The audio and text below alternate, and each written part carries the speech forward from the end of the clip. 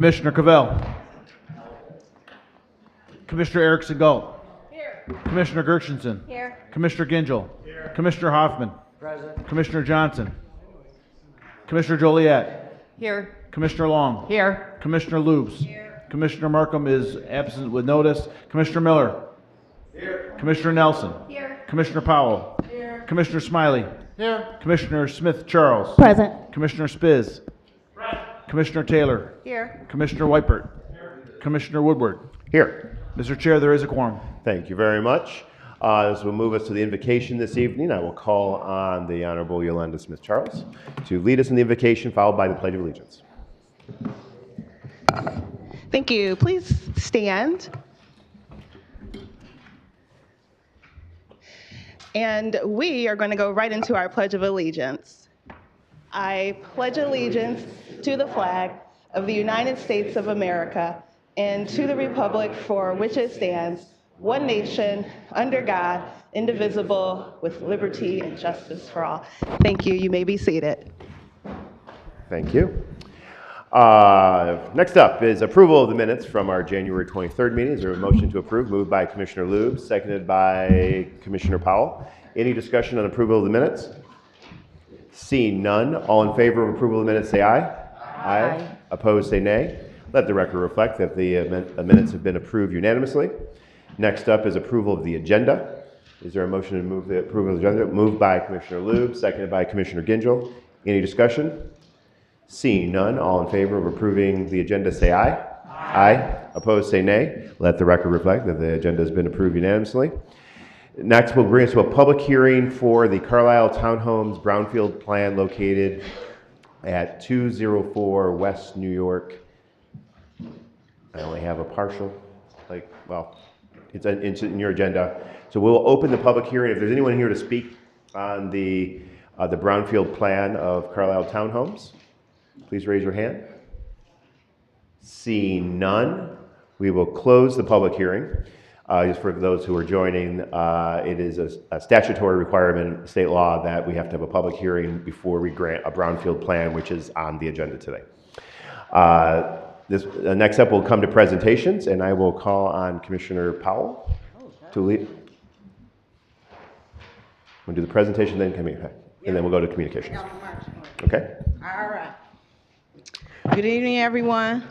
Good evening. Good evening, everyone. Good evening. Okay, so I am Commissioner Angela Powell, and my district is the great city of Pontiac and portions of Bloomfield Township. And so just to give just a couple housekeeping things, when we bring up the awardees, we're going to take a picture with the awardee, and then we'll invite their families up to take the picture here. And when we conclude, all three awardees will then go exit and take a group picture with our staff. Got that? Got it. Okay. Yes, you got it? All right, thank you. So now I would like to ask Commissioner Smith Charles and Commissioner Taylor to join me up here so that we can bring our awardees. So, good evening. Again, I am Angela Powell, Commissioner of District 9, which includes portion of the City of Pontiac and Bloomfield Township, and on behalf of the Black Excellence Award panel, including Commissioner Smith Charles and Commissioner Taylor, we welcome tonight's awardees and their guests. Thank you for being here with us. In 2022, I spearheaded along with my other commissioners to start the Black Excellence Award in the effort to recognize those within our communities making a positive impact. Now in its fourth year, Commissioner Smith Charles, Commissioner Taylor, the entire board and I are passionate about honoring the unsung heroes around our community. Historically, minority groups have been overlooked in our county. So it is important to us that we continue to present these awards during Black History Month. Tonight we are highlighting 3 individuals who were chosen out of 35 nominations, all who are making tremendous positive changes for those around them. These recipients were nominated by community members throughout Oakland County. They work in all different areas, but one thing remains constant. They are truly committed to making our county a better place. It's been an honor to learn more about all of our nominees, and I am proud to present the first award to Dustin McCullen. If you could, please come up.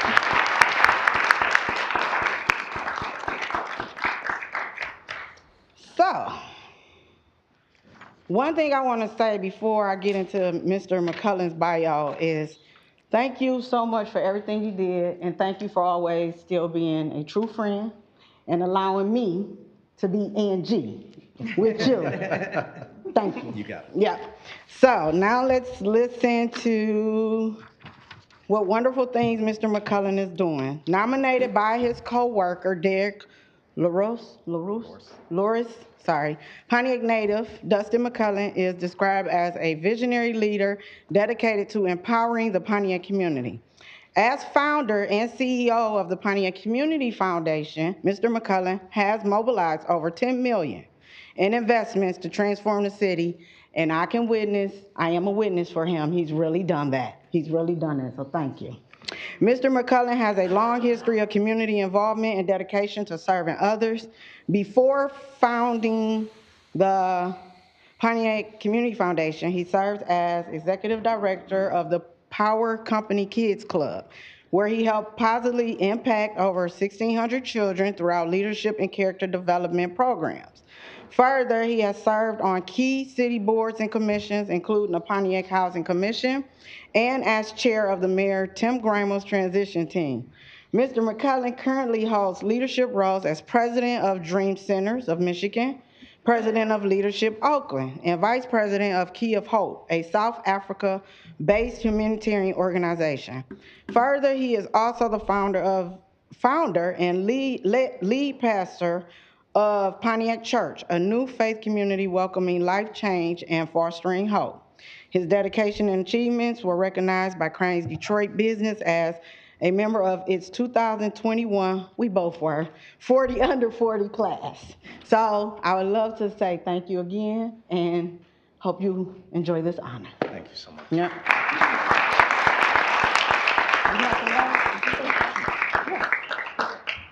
I just want to say thanks to Commissioner Angela Powell and the other commissioners for this award and honor.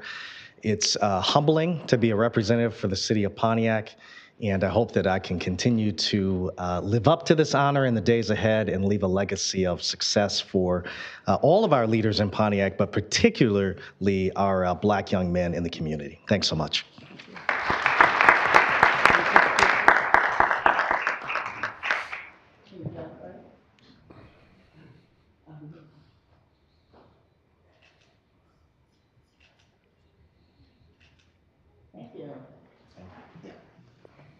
You just came by yourself, right? Okay. So now I'll turn it over to, Smith Charles. Oh. Thank you, Commissioner. Okay, got it. Good. Thank you, Chair of the Caucus, Angela Powell. I have the esteemed honor of introducing to some and presenting to others, Mr. Jamar Bray, if you wouldn't mind making your way up. And we can give you a round as you come up.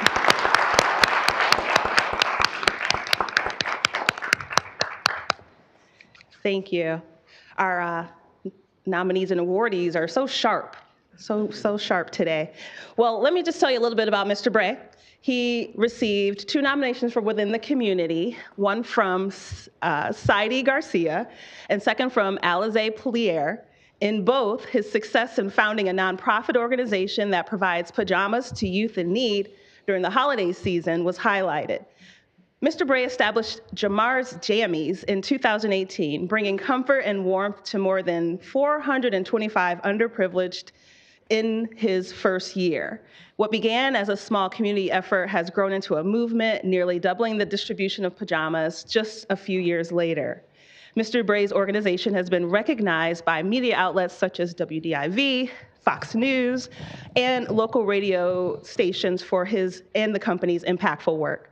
Jamar's Jammies partnered with shelters across Michigan, including the Children's Center in Detroit, La Casa Domestic Violence Center in Howell, and Park Ridge Community Center in Ypsilanti. With a vision to expand its reach, Jamar's Jammies continues to make a meaningful difference, one pair of pajamas at a time. Beyond this impactful work, Mr. Bray is also a business consultant at Oakland Thrive, where he empowers small businesses to exceed. Rumor also has it you have a very famous aunt or relative.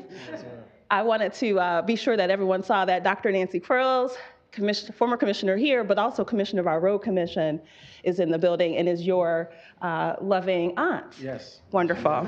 Well, you come from good stock. Thank you. Would you give us a few words to just share with us a message? Yes. I am truly honored. This is beyond what I've ever dreamed of, especially starting out in my career path and starting out with a pair of pajamas, and now I'm here receiving this award. I'm truly thankful and to be a part of this class. And I thank you to the chair as well for acknowledging me, and of course my great staff over at Oakland Thrive and my family. My mom right there in the back, smiling just a little bit. But I do thank you, and I'm looking forward to more work in the community.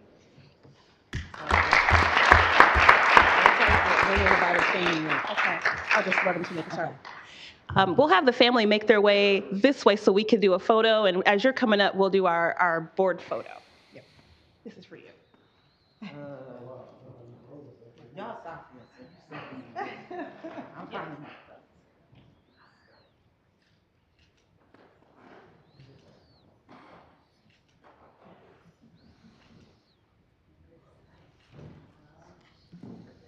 Okay, go, stay right there. Family, join us, everyone. This is your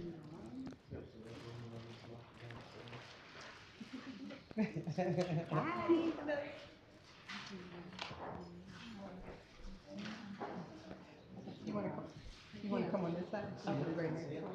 Yeah, Nancy, get in there. We're gonna jump in the back. Okay. You gotta come in front. That boundary's cold enough. So they can see you.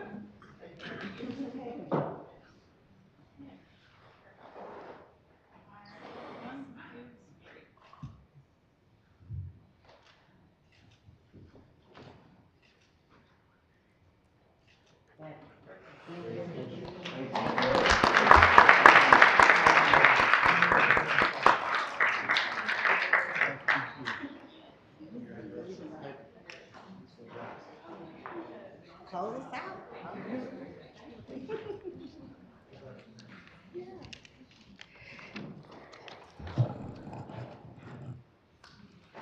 Thank you very much. Now I'd like to ask Ms. Camilla Rice, if you would please come and join me here at the podium.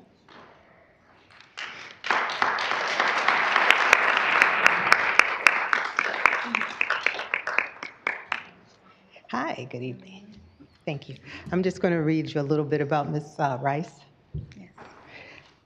In the words of her nominator, Dave Darovitz, Camilla Rice has overcome adversity her entire life. She is a single mother of two and full-time auto engineer who was born with type 1 diabetes and knows the importance of self-care to achieve physical and mental wellness. At an early age, Ms. Rice's son developed painful eczema. When over-the-counter remedies didn't solve this difficult skin condition, she used her experience and knowledge as an engineer to develop skin care solutions and products that would nourish her son's skin using only natural ingredients. Inspired by this experience, Ms. Rice launched Green Olive Soaps. An advocate for eczema education, has since grown her Troy business from one customer and a few products to several thousand customers and a full line of skincare items, all handmade by Ms. Rice using only natural ingredients.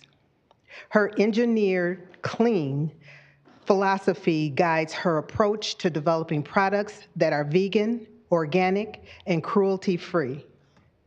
As part of her product line, she developed a charity bar soap that customers purchase to benefit local women's shelters. To date, this program has provided nearly 600 charity bars.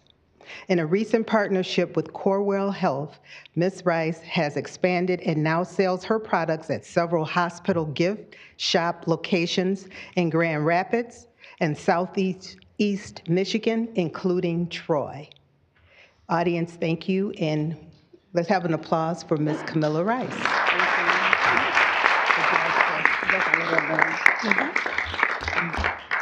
Well, first off, I want to say thank you.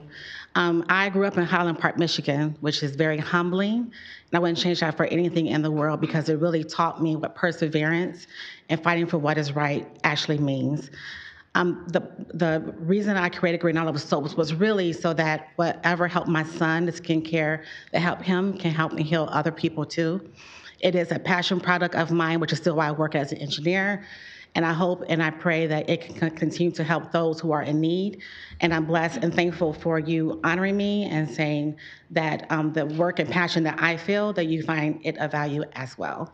So to my children, my best two assets, I hope you're proud of your mother. Thank you. We're going to take a picture here. We want to take with you around. And then we can ask your children to come up too. Oh, If you can make your way, come up, we're going to stand in front of the podium. I'm sorry. Thank you.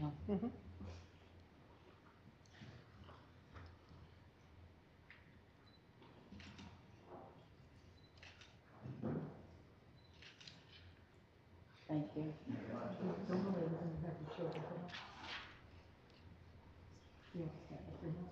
Yep.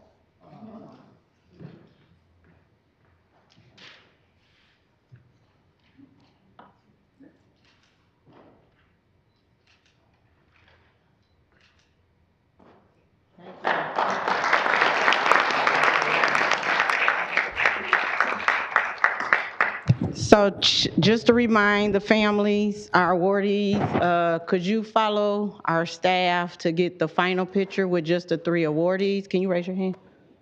Follow her. She'll need to get the picture with the 3 awardees with your award. And Chairman, that concludes our presentation. Thank you. Thank you very much. Another round of applause for our awardees in Black Excellence Month. All right, next up, we have a presentation. This is always exciting to have representatives from the Detroit Zoo to come here. Everyone knows that Oakland County has stepped up to be a partner with the zoo, with the Detroit Zoo, our Oakland County Zoo Authority that helps support the operations of the zoo. And we are very fortunate to have the executive director here with us today. So Haley, good to see you and welcome. You too. And I think if can staff turn on the magical machine. Awesome, thanks. And welcome to our Oakland County Board of Commissioners that stands ready to continue to support the zoo, which we get to host. Thank you so much, and thanks for having me here. I'm very humbled to come after that amazing award ceremony. What amazing heroes for all of us to follow in their footsteps. I'm going to tell you a little bit about the zoo and the year we had last year and what we're looking forward to next year. So I will start, and I'm going to take some questions at the end. So first of all, we have a new strategic plan. We rolled this out last year. This is a QR code. You can just go to our website if that helps to find this or scan this. It's really our projection or our roadmap for the next 3 years, and really the foundation for probably the 3 years after that. This is the first one we've had for the organization-wide first one since 2010. And so this is really a big stepping stone for us as we approach our 100-year anniversary to really map out the future and make sure that we're sticking to our mission and vision as an organization. So I hope you take the time to look at that. It's got a lot of beautiful pictures too. We also had a pretty good year in 2024 coming out of the COVID pandemic. I hope that's the last time I have to say that. We had a little over 1.2 million visitors, which is kind of turning into our new norm. So before the pandemic, we were reaching about 1.4 million, but we're kind of settling here right now. We're hoping to see those numbers go up in the future. We had a little over 42,000 member households, so that's great for a region of our size. We have more than $168 million in economic impact to the region. And this includes people who come to the zoo, what they do before they get to the zoo, what they do after they come to the zoo, the construction and all the projects we have. And we just did a benchmarking survey, hired a company out of St. Louis, and they have determined, by looking at all the numbers over the last several years, that we're the largest single paid attraction in Michigan last year. The only one that beat us out was the Ann Arbor Art Festival, which goes on for a whole month. So I'm pretty proud of that we're the single most visited attraction outside of that.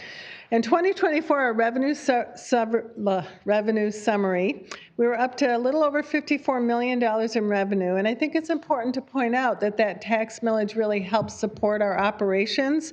But we also bring in 51% of our revenue through earned revenue. So that's everything from gates, people coming through the gates, to events. We have over 400 events a year at the zoo. Many of them are private events, so private zoo rentals. We had public support equaled 34% of that. And you can see on the screen there what that breakdown is. Oakland was 13%, Wayne 10%, Macomb 7%, and then the city of Detroit 4%. The city of Detroit still owns the zoo, owns the property, but we operate it independently as a zoological society. Philanthropy and fundraising accounted for 13%, so that's a pretty good percentage for a small team we have. And then other revenue contributed 2%.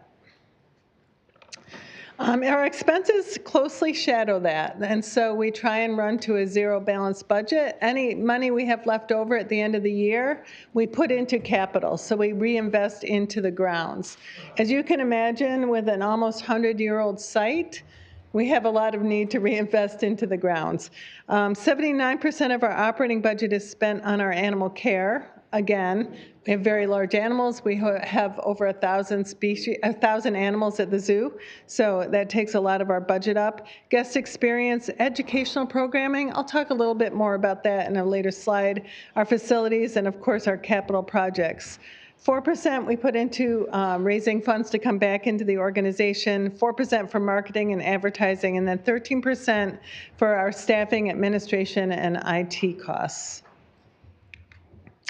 Education. So this is the fun slide because we do a lot of education through the zoo. We have a team of over 24 full-time educators at the zoo. Most are certified teachers. And so we support both school programs, both formal and informal. So if you come to the zoo as a school, you can get either an informal preloaded program to take your students on a journey, or you can actually enroll in a formal program. We do private programs also. We engaged over 23,000 students, teachers, and families last year in our educational programming. So when I say teachers, we do a lot of educating teachers and helping them teach towards sustainability and environmental practices and conservation. So kind of teach the teacher workshops. Over 50% of our summer safari camp campers are Oakland County residents, and if you tried to get your kids in camp today, you know how popular it is. Our website crashed numerous times. We opened camp today. I regretted so many people having my cell phone number today because everybody was reaching out. I was like, I can't fix the website. I have no talent for websites. But we did get it back up and running. But it just tells you the need is there for summer camps. Career pathways, we're very heavily invested in growing the next generation of conservationists and environmentalists.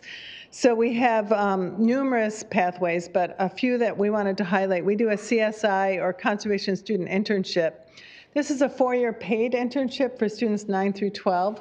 So we take 10 students a year, and we have 40 students going through at one time because those 10 students, that cohort stays with us from 9th through 12th grade. It's not just about animals. We train them in applying to colleges, how to write a resume, how to do an interview, how to balance a checkbook, how to pay a bill, credit card savviness. So they go through a bunch of different developmental milestones, and we pay them because we know a lot of students cannot afford not to work during the school year and during the summer. So they also get paid for doing this internship. We also transport them. Many of them do not have vehicles, can't get to the zoo. Their parents don't drive. And so we pick them up from their schools, we bring them to the zoo, they go through this really intensive educational programming and have fun, and we keep them for all 12 years. So it's a great program. We also do high school internships with Crystal Ray. We have an internship program through Hazel Park High School. In April, we're starting one with a high school in Ferndale, the University High. We also partner with the International Academy East in Troy and Bloomfield Township, Okma. So we're really trying to branch out and get representative schools from all of the Tri-County area involved. Either we go to them or they come to us. Some of it's after school, some of it's during school, some of it's in the summer. And that, we used to have a grant to do a lot of this, but that grant ran out 2 years ago, so now we just operate through our operating budget to do these programs. And then community, we do Nocturnal Adventures, which is a program that we authorize for the homeless and people living in homeless shelters or victims of trauma. So it's usually mothers with children. They come to the zoo. We provide transportation. We open the zoo in the evenings for them. It's a private evening, a respite. We do a meal. We do usually plant plants, and they get to take the plants home. They get special programming. We do s'mores and campfires. We also invite the shelter staff because we know the staff are really going through a lot of emotional trauma as well with their people who live in their shelters. And the staff have a huge amount of feedback to us of how meaningful it is. This year we added Sanctum House in Novi. One of our docents, our dedicated volunteers, brought to our attention that this house really needed some help. This is for women who are trafficked. We had several hundred come to the zoo one evening, and we're going to continue that also, so these women get to experience the zoo after hours as well. And we got an incredible feedback from that. It would really make you cry if you read the feedback we got. Belle Isle, we also run the Belle Isle Nature Center.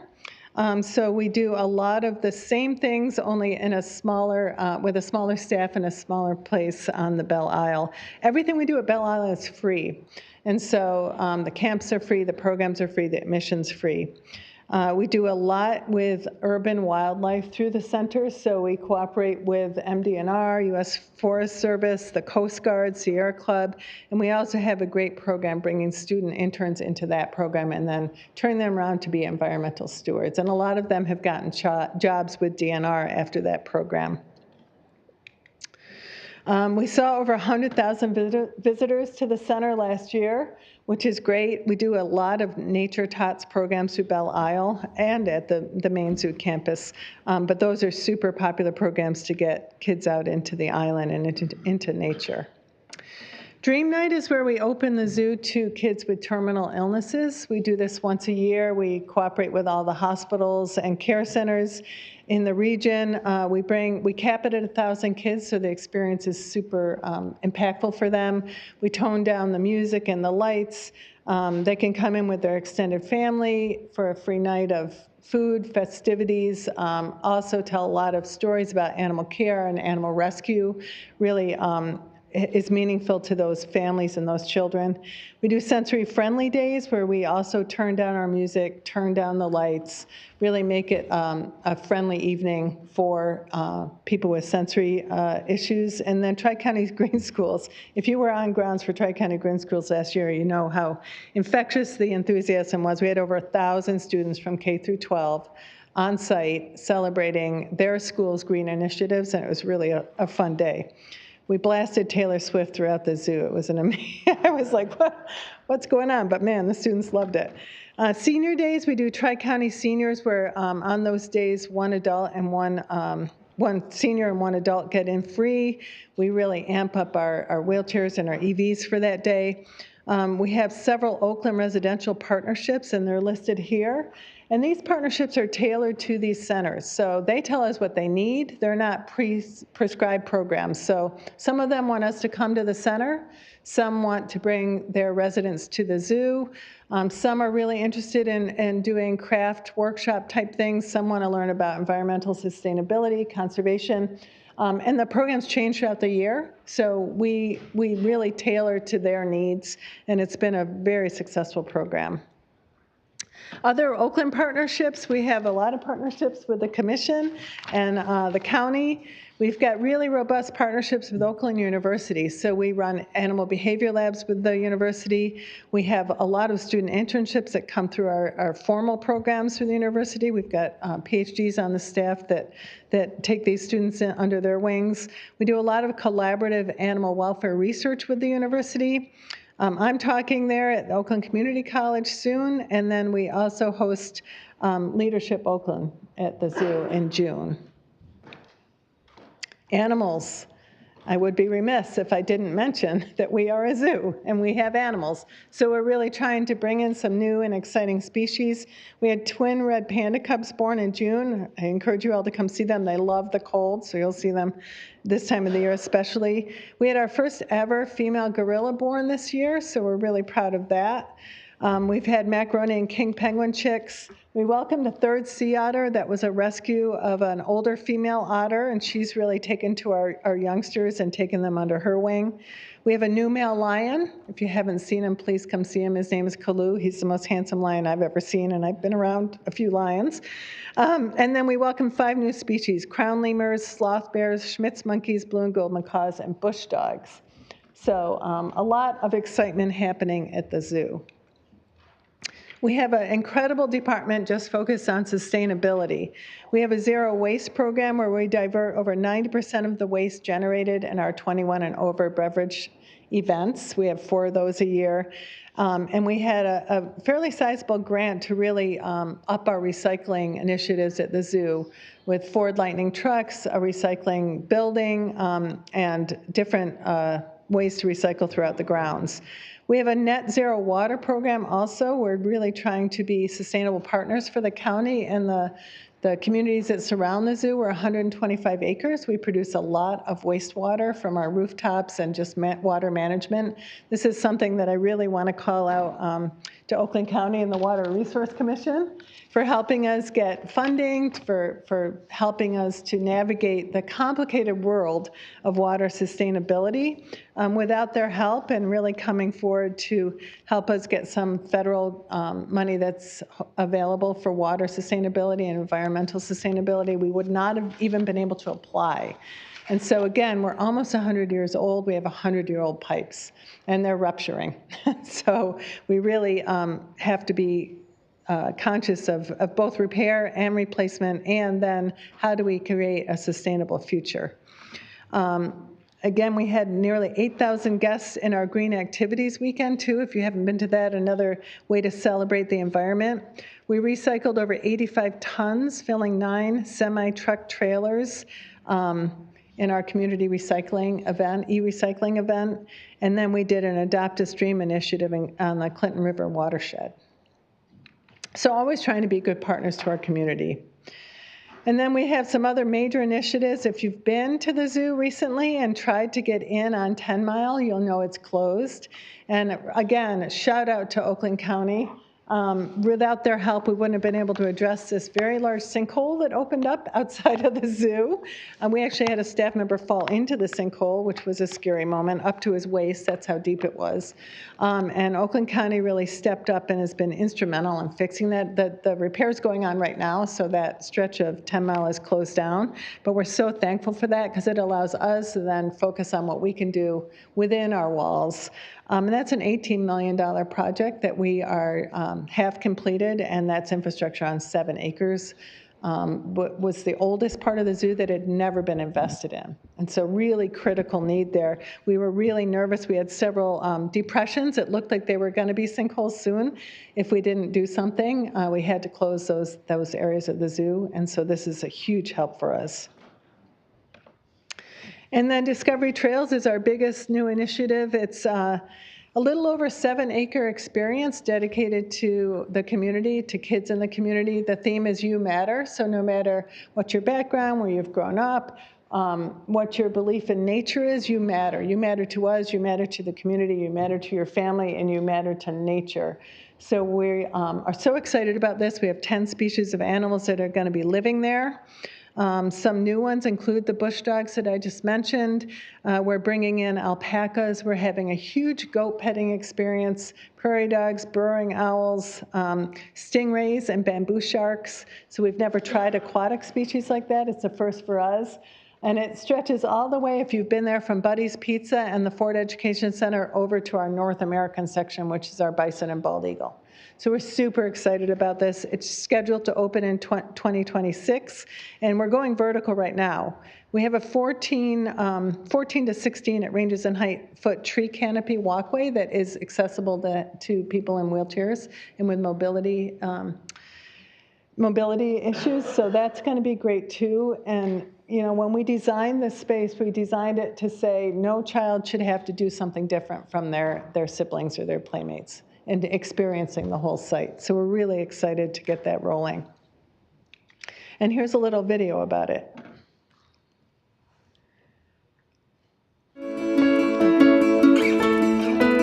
At the Detroit Zoological Society, our mission is simple but powerful: to create meaningful connections between people, animals, and the natural world so all can thrive. For more than a century, we've achieved this through unique experiences and programs that have reached millions, conservation work on all 7 continents, and advocacy that is igniting positive change far and wide. Today, we are preparing to bring this mission to life in a new and exciting way. Introducing Discovery Trails, an immersive 7-acre experience coming soon to the Detroit Zoo. This significant investment in our community is dedicated to the wonder of wildlife, the power of education, and the joy of discovery. Discovery Trails features diverse educational experiences, from an imaginative farmer's market that encourages creative play, to a trail where children will explore nature through touch, sound, and sight, activating all their senses.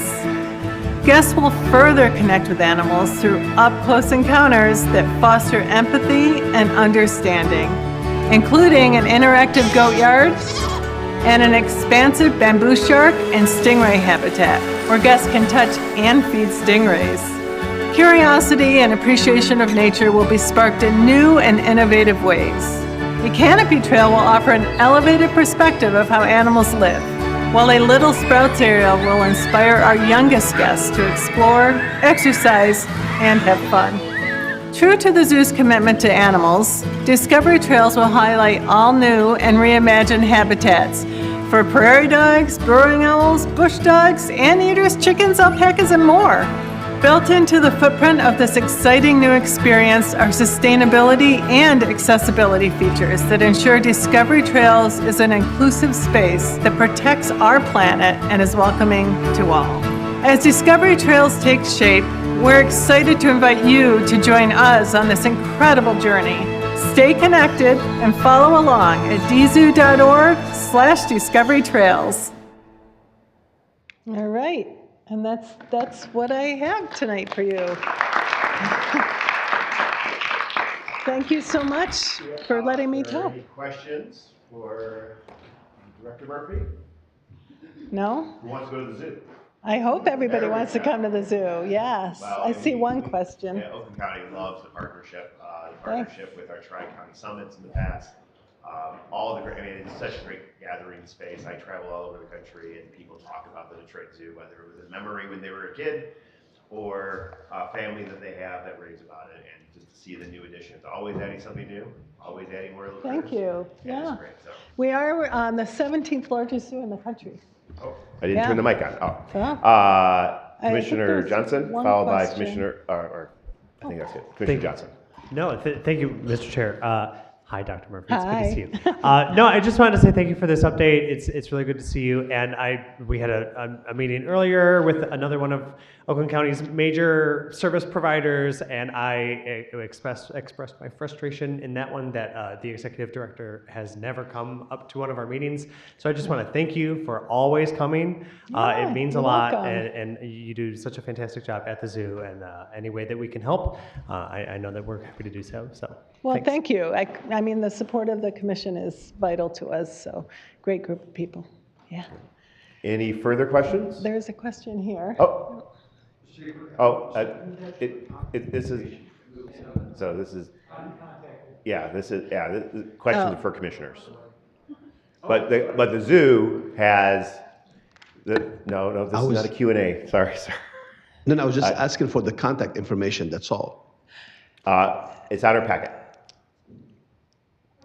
Packet I like. Yeah, we'll get it. Commissioner Cavell will get it.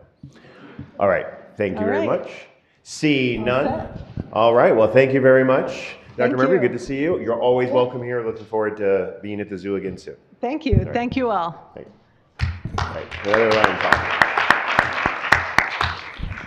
Okay, next up, we have communications. So I'll call on the clerk to read the communications. Mr. Chair, there are 5 communications. The first dated February 5th.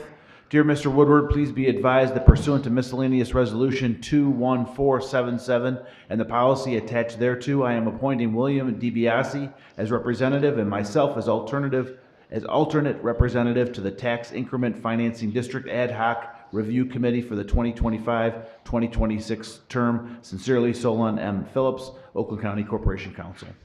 Communication 2, dated February 6, 2025. Dear Chairman Woodward, pursuant to the Oakland County Board of Commissioners miscellaneous resolution 14231, which authorizes the treasurer, the equalization division, economic development, and the corporation council to designate an alternate to the tax increment financing district review policy ad hoc review committee. I am writing to inform you that Jill Robinson, Deputy Treasurer, Property Specialist, and the Executive Director of the Oakland County Land Bank Authority will serve in this alternate capacity. I believe Jill will be an asset to the committee. Sincerely, Robert Wittenberg, Oakland County Treasurer. Third communication, dear Mr. Woodward, please accept the recommendation that Terry Schultz and I, Michael Lohmeyer, continue to serve on the Tax Increment Financing District Ad Hoc Review Committee for the 2025-2026 term. Sincerely, Michael R. Lohmeyer, Equalization Officer. Dated February 7th, dear Mr. Woodward, please be advised that pursuant to miscellaneous resolution 21477 and the policy attached thereto, I am appointing Brett Resigan as representative and Tim Kolbeck as alternate representative to the Tax Increment Financing District Ad Hoc Review Committee for the 2025-2026 term. Sincerely, Dom Holmes, Director of Economic Development. And finally, dated February 6, 2025, dear Chairman Woodward, since its start in 2001, the Brownfield program has proven to be a program that will have a lasting legacy in Oakland County. At its core, the Brownfield program seeks to improve the quality of life for the citizens of Oakland County by protecting the unique environmental features of the county. It also allows redevelopment of our cities and lands. The Brownfield program ensures the development of sustainable communities through remediation and reinvesting in contaminated and abandoned properties by increasing the local tax bases, facilitating job growth, and utilizing existing infrastructure. The program breathes life back into our community. In accordance with the Brownfield Redevelopment and Financing Act, Section 125-2655, which describes the creation and designation of the Brownfield governing body, I have officially authorized the reappointment of Ann Jamison Urena, Michael Spiz, and Yolanda Smith Charles to the terms listed below to the Oakland County Brownfield Redevelopment Authority Board of Directors. For 1-year terms, Yolanda Smith Charles and Michael Spiz. For 2-year term, Ann Jamison Urena. Ladies and gentlemen of the Oakland County Board of Commissioners, please confirm these appointments to the Oakland County Brownfield Redevelopment Authority Board of Directors. It is with your approval that the Brownfield Board of Directors will continue to pave the way for redevelopment efforts and preservation of green space throughout Oakland County. Sincerely, David Coulter, Oakland County Executive. Those are your communications. Thank you very much. Can I get a motion to receive the communications? Moved by Commissioner Taylor, seconded by Commissioner Gingell. Any discussion? Seeing none. All in favor of approving the communications say aye. Aye. Aye. Opposed say nay. Let the record reflect that the communications have been approved unanimously. This will bring us to the first public comment of tonight's meeting. This is the opportunity for the public to comment on any item on the consent or regular agenda. Is there any member? No one signed up for the first public comment. Is there any member of the public that would like to speak during the first public comment? There will be a second one to talk on any other topic under the sun. Well, on issues on the agenda today? Public comment too, that's not. Yeah, so the first public comment is for commenting on items on the agenda. Oh, sorry. All right, yeah, so it's a relatively short agenda. We'll get to the second public comment very quickly. All right, so I'll close the first public comment. That will move us to the reports of standing committees. And first up, we have the consent agenda. Can I get a motion to move the consent agenda? Moved by Commissioner Gingell, seconded by Commissioner Lubes. Any discussion on the consent agenda? Seeing none, Mr. Clerk, will you please prompt the vote?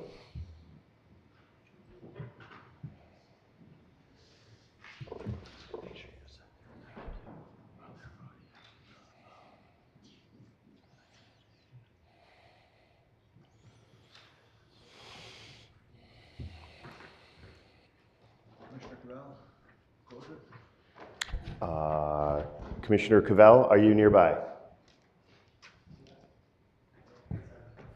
Vote yes on the consent agenda. Commissioner Cavell votes yes. Mr. Chair, there are 18 yeas, 0 nays. Yes, you may. A sufficient number voting in the affirmative, the consent agenda is adopted. This will move us to our regular agenda, and I will call on the chair of the committee of the Legislative Affairs and Government Operations Committee, Commissioner Brendan Johnson.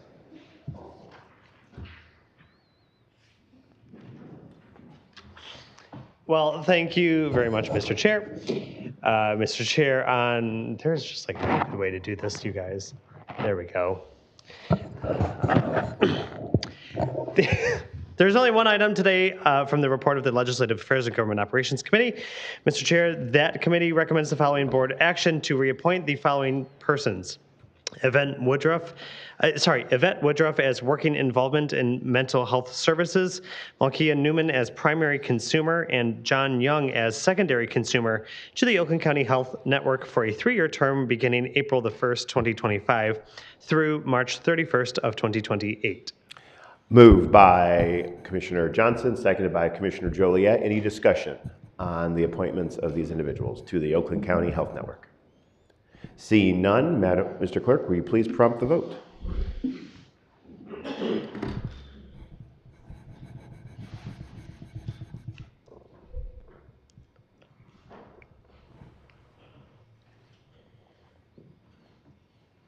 Let's close the board. Mr. Chair, there are 17 yeas, 0 nays. A sufficient number voting in the affirmative, the appointments are confirmed. Commissioner Johnson. Thank you, Mr. Chair. That concludes the report of the Legislative Affairs and Government Operations Committee. Great. We will move on to our next committee, Public Health and Safety Committee, and I will call on the chair of the committee, Commissioner Penny Lubes. Thank you, Mr. Chair. There are 2 items from the Public Health and Safety Committee. Both are interlocal agreements to join the Oakland County Sheriff's Office Special Weapons and Tactics Team. The first is from the City of Birmingham, and the second is from the Charter Township of Bloomfield. Okay. We'll take up the first one, moved by Commissioner Lubes, seconded by Commissioner Spiz. Any discussion on the interlocal agreement with the City of Birmingham? Seeing none, Mr. Clerk, please prompt the vote.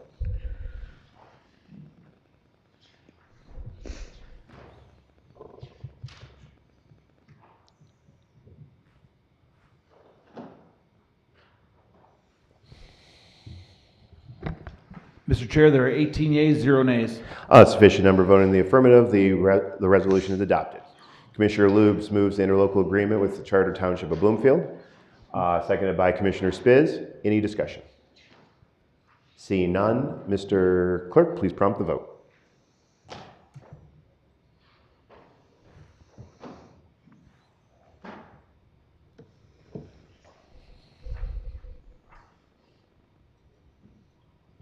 Mr. Chair, there are 18 yeas, 0 nays. Sufficient number voting in the affirmative, the resolution is adopted. Commissioner Lubes. There is no other business from the Public Health and Safety Committee tonight. Thank you. All right, thank you very much. The items of the Finance Committee and Economic Development and Infrastructure were taken up during the consent agenda. This will move us to new and miscellaneous business, and I will recognize Commissioner Hoffman to introduce your resolution. Thank you, Chairman Woodward. This is a resolution 2025-4929, urging the governor of the state of Michigan to grant a pardon for Temujin Kensu. Commissioner Hoffman moves and will refer that to the Legislative Affairs and Government Operations Committee without objection. Thank you. I believe that's all the new and miscellaneous business, and this will move us to announcements. I will call on Commissioner Gingell. Yeah, thank you, Mr. Chair. On behalf of the entire commission, I just wanted to make an announcement and recognize the passing of our fellow commissioner, Shelley Goodman-Taub. She was a great friend, a great commissioner, a great state representative, a great community representative, and I know that we'll all miss her. She essentially passed away last week, and I would just request that we provide a moment of silence in her honor. Absolutely. Let's take a moment of silence for Commissioner Shelley Goodman Tao.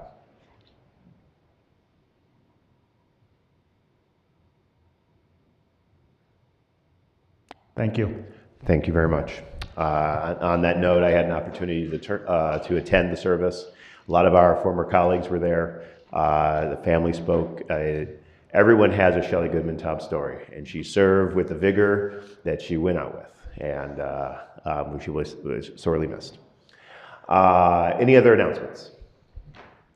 Commissioner Miller. Thank you. Clerk, Mr. Clerk. Thank you, Chair. I just wanted to, on behalf of the clerk's office, just kind of note one of our colleagues who is not here today, Wendy McBride, who most of you work with and know, and has almost perfect attendance here for the last 10-some years. She's going to be retiring, and so we wish Wendy well in her next chapter, and she is kind of emblematic of the great people that we have here at Oakland County working tirelessly to make us all look good. So we want to wish Wendy McBride a happy retirement. Absolutely. Happy retirement, Wendy. I'm sure you're watching. Right. Hopefully somewhere warm. Any other announcements? Commissioner Nelson.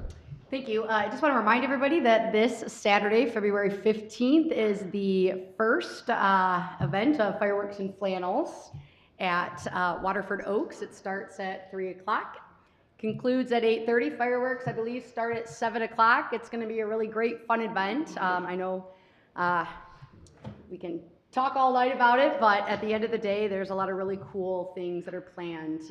There's an art exhibit, there's beer tents, there's live music, followed by fireworks. So I encourage all of you and all of you at home watching to attend. Thank you very much. Commissioner Miller.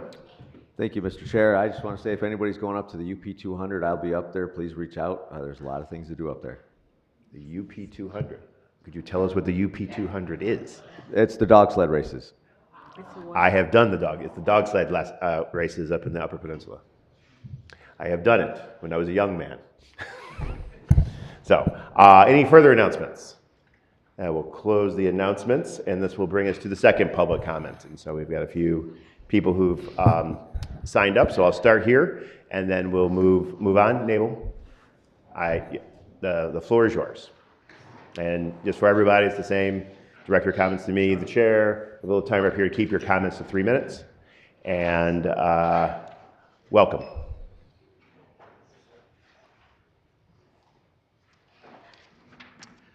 Hi, my name is Nabil Seder. Today I'm speaking very sad news here. On January 28th, by the way, I'm sorry, I passed the picture on so you guys know who I'm talking about. On January 28th, 2025, we lost a friend, a human and a warrior. We lost our friend René Lichtman. René Lichtman was a French Holocaust child survivor who took his pain and turned it into a warrior for peace, equality, dignity, justice, and freedom for all.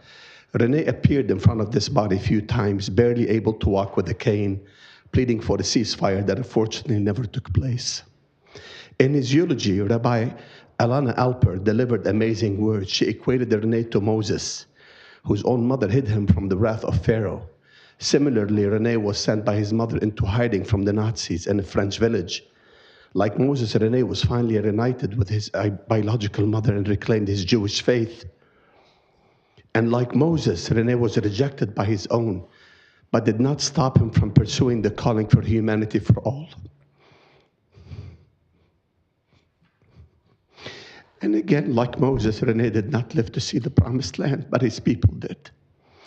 René moved with his mother to the United States, where he became an activist, a warrior for peace, equality, humanity, freedom, and justice for all mankind. He was a staunch believer in never again for anyone. Now, more than 15 months later, after a fragile ceasefire, Trump and Kushner want to turn Gaza into Riviera. This is while admitting that Gaza is a demolition site. All this with the destroyer sitting next to him with a grin on his face. All this done with our money, full political and military support. We should all have demanded a ceasefire when we still had the time to do so. Because had we all done that, we would not be talking about a demolition site today. Today, we lost a warrior, but we did not lose the war. we will continue on the path and trails that Renee Lichtman forged. Thank you. Thank you.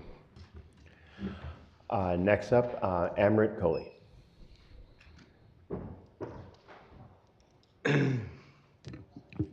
Good evening. My name's Amrit Kohli, and I am Oakland County. This month we celebrate Black History. We remember Black History. We tell Black History, and we nurture Black History, or at least that's the spirit of Black History Month. What you do for Black History Month in the face of a devout racist for a president is really on you. The long arc of oppression that Black Americans have endured for centuries is almost unspeakable.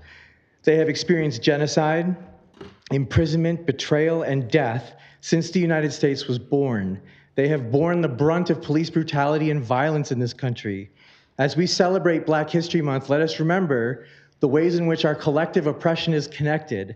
We are witnessing numerous Holocausts on this planet today, the most significant of which is the genocide in Gaza. Israel has ethnically cleansed more than 40,000 people since the invasion on October 9th with American dollars. And this body has remained silent about this atrocity. Now we have a white supremacist, a proud racist, a demagogue, a neo-Nazi, and the poster child of hatred in America sitting in the White House. Have you heard what he plans to do with Gaza? Do you know why he wants Gaza so badly? Because of the rich natural resources that lay beneath the earth in Palestine. Are you all just going to sit here and do business as usual while we have this constitutional crisis in America?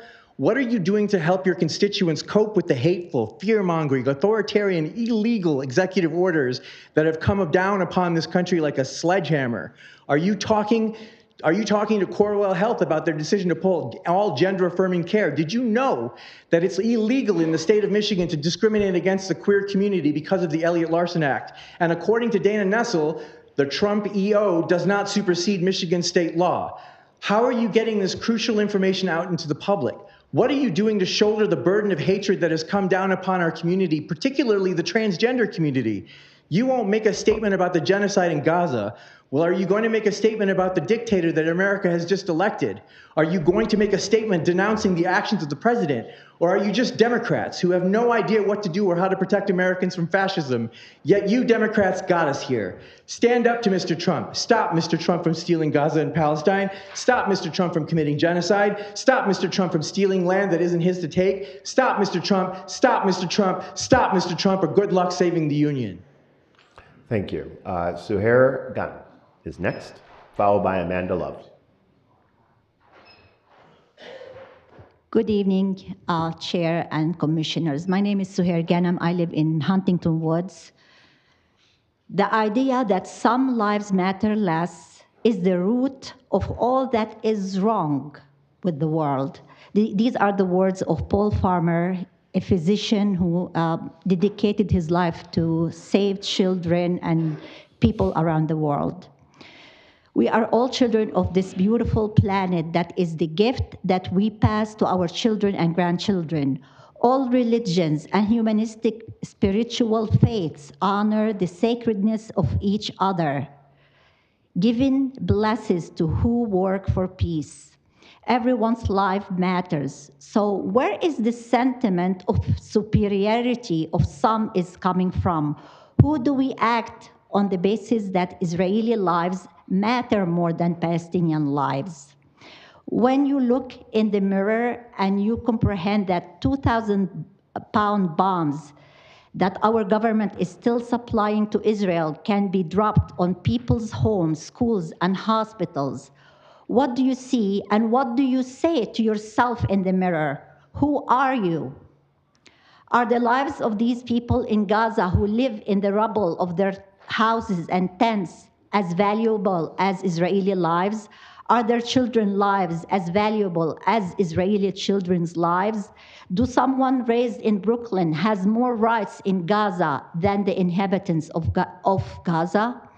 What do you do when the U.S. hand in hand with Israel are calling to empty Gaza Strip from its inhabitants? You can always say it is not your problem.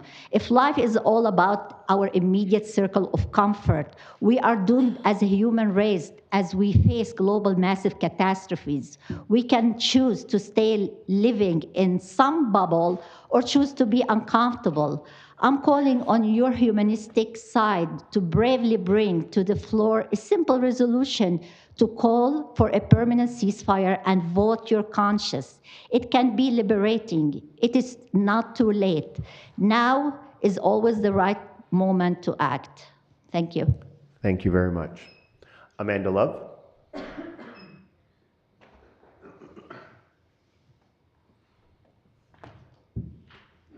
Welcome. Thank you. Thank you for having me. I'm Amanda Love, and I am the Oakland County Regional Service Advisor for the Michigan House of Representatives. And so I just wanted to come today and give a very brief legislative update. House Resolution 19 passed the legislature a few hours ago, actually, which will prohibit any appropriation bills to municipalities that are non-cooperative to immigration laws from being brought up for a vote. So municipalities subverting federal immigration enforcement will now be prevented from receiving targeted state grants. So I'll hang out afterwards if anybody has any questions or wants further detail on how that could potentially impact Oakland County. And then I also just wanted to give you an update on 2 of the Oakland County state representatives whose committees have been announced recently. So State Representative Donnie Steele is on appropriations, and she's the chairwoman of state and local transportation. So this means she will be working to fix our roads and help with our potholes and all of that. She's also the vice chairwoman of licensing and regulatory affairs in insurance and financial services. She also serves on the Joint Capital Outlay Committee and the Public Health Committee. And then State Representative Mark Tisdale is the finance chairman, and he serves as the vice chair of the insurance committee. He also serves on the health policy and regulatory reform committee. So that's all I had for today. And like I said, I will hang out afterwards if anybody has any questions, or you could call me at 734-845-6395. Thank you. Thank you very much. Thank you for coming. Is there anybody else that would speak during this public comment? Start with Mr. Flores and the gentleman behind you. If you come to the mic. No, you're good. Yeah. Buenas noches, good evening, commissioners. My name is Mike Flores, and I am from Troy, and I am Oakland County. I'm honored to be here today during African American Heritage Month, while other parts of our government try to erase African American history. This month is a time of reflection, not just on the struggles and triumphs of Black Americans, but on how the African American experience has served as the conscience of America, and I would argue, the world. Throughout history, Black voices have exposed injustice, challenged systems of oppression, and demanded that this nation live up to the ideals it so proudly proclaims. From Frederick Douglass to Martin Luther King, from Angela Davis to Tennessee Coates, Black thinkers, activists, and revolutionaries have forced this country and the world to confront its moral contradictions. Audre Lorde reminded us in 1989, we are citizens of the most powerful country in the world. We are also citizens of the country that stands upon the wrong side of every liberation struggle on earth.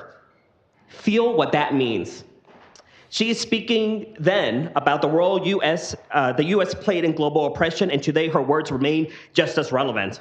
As we gather here in Oakland County, our tax dollars flow into conflicts, still fund apartheid nations, and still support colonial violence. As Lorde pointed out decades ago, American-made weapons were used against the oppressed people. Then it was South Africa, and now we see it in Gaza and Palestine. Ta-Nehisi Coates, often called the James Baldwin of our times, described what he saw while visiting occupied Palestine. The word I used at the time when I saw it was Jim Crow, because it was obviously Jim Crow.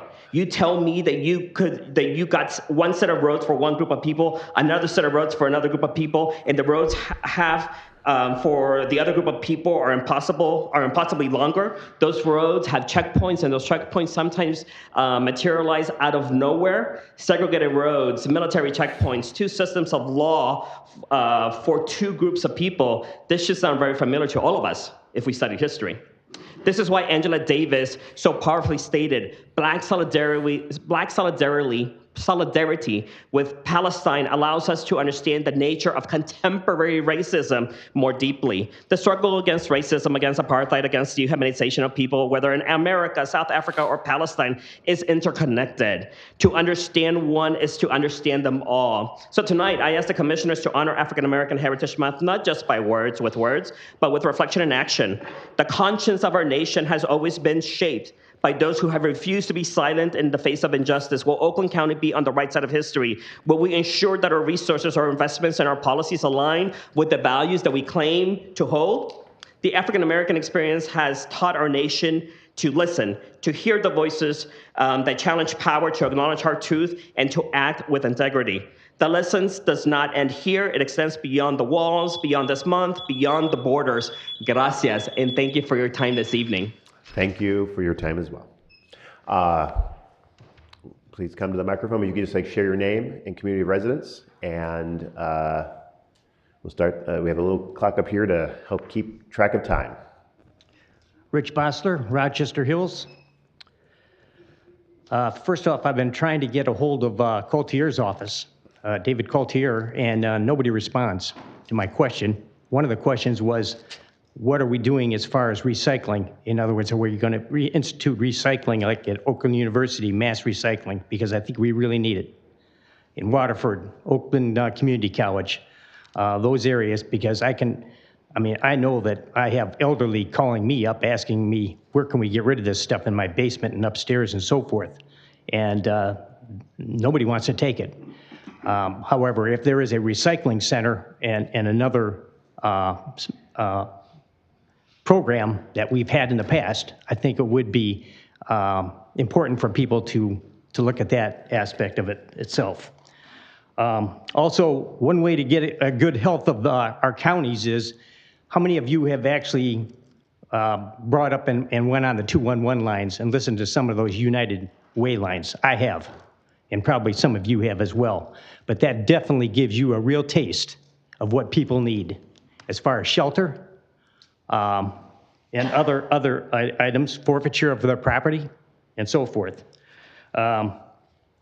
Third, would be great to have on your website the 2020 through 2024 salary lists.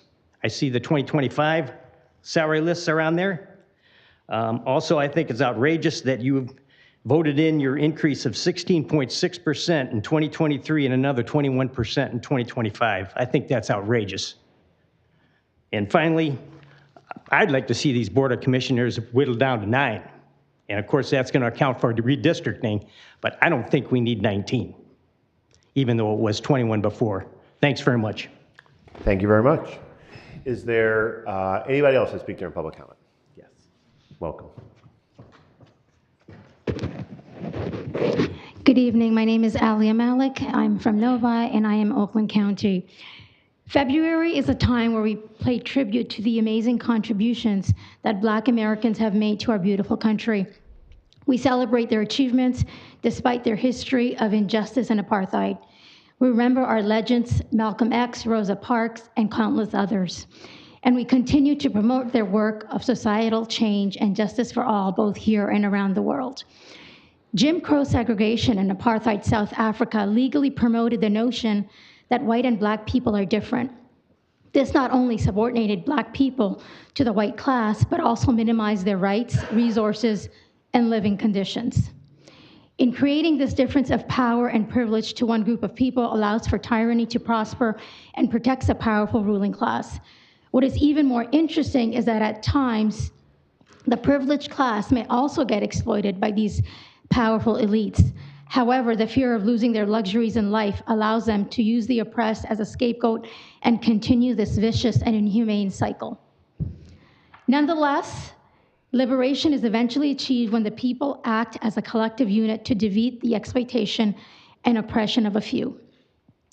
thus resulting in oppression to be defeated once again, just as it was done in the past, and creating a society that works for every one of us, regardless of our ethnicity, race, culture, and religion. We too will also have a free Palestine one day. In closing, I would also like to take this opportunity to remember and pay tribute to one of our leaders, Renee Littman, who recently passed away. A Holocaust survivor, a humanitarian, and an advocate for peace and justice, Renee was truly a beautiful soul. Rest in peace, Renee, for your love, work, and legacy of never again to anyone will live in the many you have inspired and motivated. We won't forget you, but we'll surely miss you. Thank you. Thank you. Anybody else who would like to speak during public comment? Seeing none, we will close public comment, and we stand adjourned until March 6, 2025, or call the chair. Good night, everyone. Just quick.